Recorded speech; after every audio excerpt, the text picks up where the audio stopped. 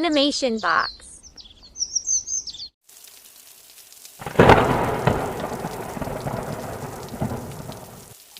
ইস, কি বৃষ্টিটাই না শুরু হলো। ভিজে একেবারে গোবর গণেশ হয়ে গেলাম। কখন যে বৃষ্টি থামবে। কাক দূরে তাকাতেই ইটের সারি সারি পাকা বাড়ি দেখতে পেল আর মনে মনে ভাবতে লাগলো, আমার যদি মানুষের মতো ইটের পাকা বাড়ি থাকতো তাহলে কতই না ভালো হতো। রোদ ঝড় বৃষ্টিতেও কোনো কিছুই হতো না, আরাম আয়েশ করে সারাটা জীবন কাটিয়ে দেওয়া যেত।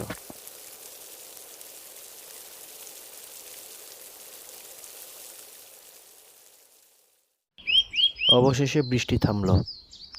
কাক পাকা বাড়ি তৈরি করার জন্য প্রস্তুতি নিতে লাগলো।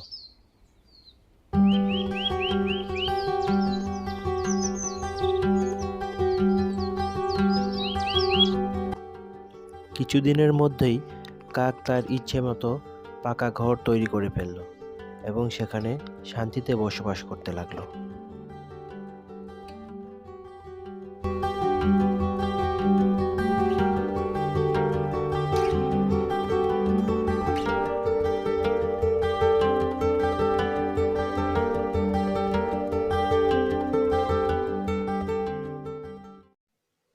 বনের মধ্যে এখন আমি একমাত্র পাখি যার কিনা মানুষের মতো পাকা বাড়ি রয়েছে। আমি সবার সেরা, আমার উপরে আর কেউ নেই। সারা বন জুড়ে হইচই পড়ে গেল কাকের পাকা ঘরের কথা শুনে। খবরটা চারদিক অতি দ্রুত ছড়িয়ে পড়তে লাগলো আর দলে দলে পাখিরা কাকের ঘর দেখতে আসতে লাগলো। কিন্তু কাক কোনো পাখিকেই ভেতরে ঢুকতে দিল না, সবাই বাইরে থেকেই দেখে চলে গেল।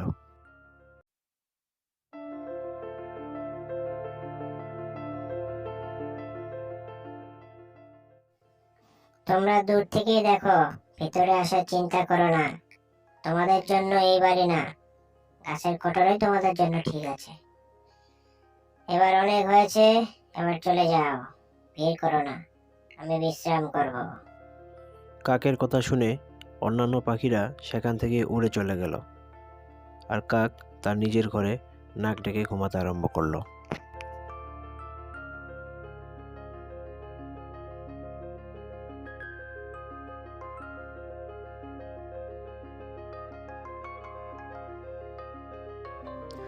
কাক আরামায়েশ করেই দিন কাটাচ্ছিল, কিন্তু হঠাৎ করে বনের মধ্যে এক মহামারী দেখা দিল। অনেক পাখি ভাইরাস জ্বরে আক্রান্ত হয়ে মারা যেতে লাগলো, আবার অনেকে বন ছেড়ে অন্য বনের উদ্দেশ্যে রওনা দিতে লাগলো। কিন্তু কাকের বাড়ি ছিল বনের শেষ প্রান্তে, তাই সে মোটামুটি সুরক্ষিতই ছিল। কিছু পাখি কাকের বাড়ির সামনে এসে তাকে ডাকতে লাগলো। ও কাক দাদা, ও কাক দাদা, আমরা অনেক বিপদে পড়ে তোমার বাড়ির সামনে এসেছি। আমাদের কিছুদিনের জন্য একটু আশ্রয় দেবে? তোমার তো অনেক বড় বাড়ি, অনেক ঘরও আছে নিশ্চয়ই। মহামারী কমে গেলেই আমরা বনে ফিরে যাব। ততদিনে দয়া করে আমাদের একটু আশ্রয় দাও। তোমাদের এখানে থাকতে দিয়ে আমিও জ্বরে মরি আর কি। না না, এখানে থাকা হবে না। তোমরা চলে যাও, অন্যত্র চলে যাও। আমি তোমাদের এখানে কিছুতেই রাখতে পারবো না। কাক তার ঘরের দরজা কিছুতেই খুলল না। পাখিরা বন ছেড়ে অন্য বনের উদ্দেশ্যে রওনা হতে লাগলো।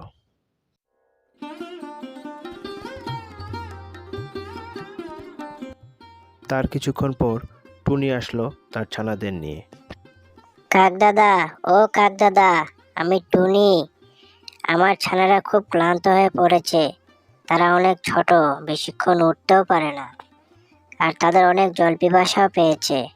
জল খেয়ে বাচ্চারা একটু বিশ্রাম নিলেই আমরা উড়ে চলে যাব। দয়া করে একটু দরজাটা খোলো।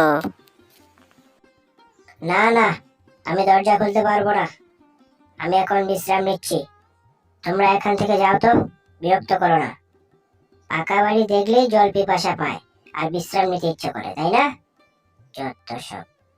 অনেক কষ্টে আমি এই বাড়ি তৈরি করেছি, শুধু নিজের জন্য, সারা জীবন আরামে কাটাবো বলে। আর তোমরা এটাকে আশ্রয় কেন্দ্র বানিয়ে ফেলতে চাইছো। আমি কাউকেই ঢুকতে দেব না এই বাড়িতে। আমি এখন বনের রাজা। আমার মতো পাকা বাড়ি আর এ বনে কারোর নেই।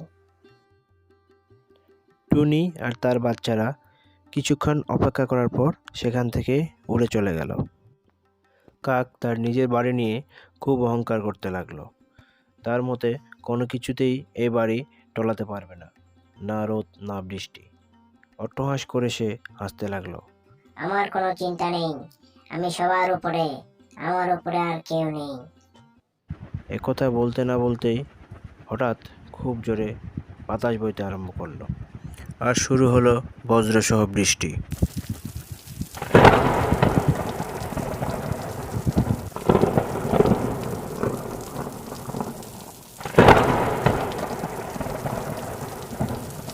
বাতাসে কাকের ঘর টলতে শুরু করলো। কাক খুব ভয় পেয়ে গেল আর চিল্লাতে শুরু করলো। কি হচ্ছে এসব, কি হচ্ছে? বাঁচাও, বাঁচাও। কিছুক্ষণ পর কাকের ঘর ভেঙে পড়ে গেল। চূর্ণ বিচূর্ণ হয়ে গেল তার পাকা বাড়ি। তার সব অহংকার মাটিতে মিশে গেল। মহামারী শেষ হয়ে গেলে পাখিরা আস্তে আস্তে বনে ফিরে আসতে লাগলো, তাদের নিজের ঘরে। আর তারা কাকের ভাঙা বাড়ি দেখে হাসতে লাগলো। এভাবেই কাকের পাকা ঘরের অহংকার চূর্ণ হলো। এক বনে ছিল এক মস্ত বড় আম গাছ। আম গাছে সবসময় পাকা পাকা আম ঝুলে থাকতো, আর বনের প্রাণীরা তা এসে খেত। এতে আম গাছের খুব অহংকার বোধ হতো।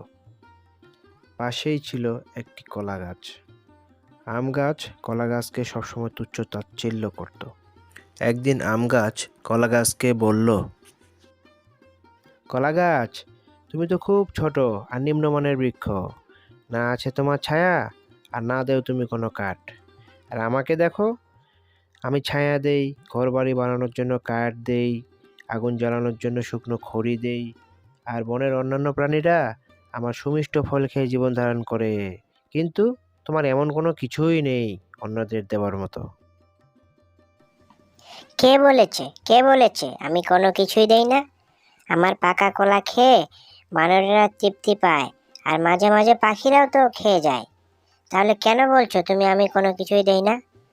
আর বনের মধ্যে যে সবচেয়ে বড় এবং শক্তিশালী সেই হাতিও তো আমার কাণ্ড আর পাতা খেয়ে জীবন ধারণ করে। তাহলে কেন বলছো তুমি এসব কথা আম গাছ? কিছুদিন পরে কলা গাছেও কলা পাকতে আরম্ভ করলো। বাদুড়, পাখি, বানর সবাই খেয়ে যেত, কিন্তু কলা গাছ কখনোই অহংকার করতো না আম গাছের মতো, বরং সে গর্বিত হতো। কলা গাছ যত কিছুই বলে না কেন, আম গাছ কিছুতেই হার মানতে চায় না। সর্বদা সে নিজেকে শ্রেষ্ঠ প্রমাণ করতে ব্যস্ত হয়ে পড়ে। সে চায় কলা গাছ যেন এই বন থেকে বিলুপ্ত হয়ে যায়। তাহলে বনের সকল পশু পাখি শুধু তার আম খেয়েই জীবন ধারণ করবে। তখন সে অহংকার করে বলতে পারবে, আমার আম খেয়েই তোমরা বেঁচে থাকো, আমার কাছে তোমরা সবাই ঋণী। এভাবে মাঝে মাঝেই আম গাছ কলা গাছকে তুচ্ছ তাচ্ছিল্য করত আর ছোট করত এবং তার মনে দুঃখ দিত। কিন্তু কলা গাছ কোনো কিছুই বলতো না। সে সবসময় সহ্য করত এবং ধৈর্য ধরে থাকতো, কারণ সে জানতো যে অহংকার করা ভালো নয়, অহংকারের পতন একদিন না একদিন নিশ্চয়ই হয়। হঠাৎ চারিদিক অন্ধকার করে আসলো, আর খুব জোরে বাতাস বইতে শুরু করলো। সব গাছ দুলতে থাকলো। আম গাছ থেকে পাকা পাকা আমগুলো ঝরে পড়তে লাগলো।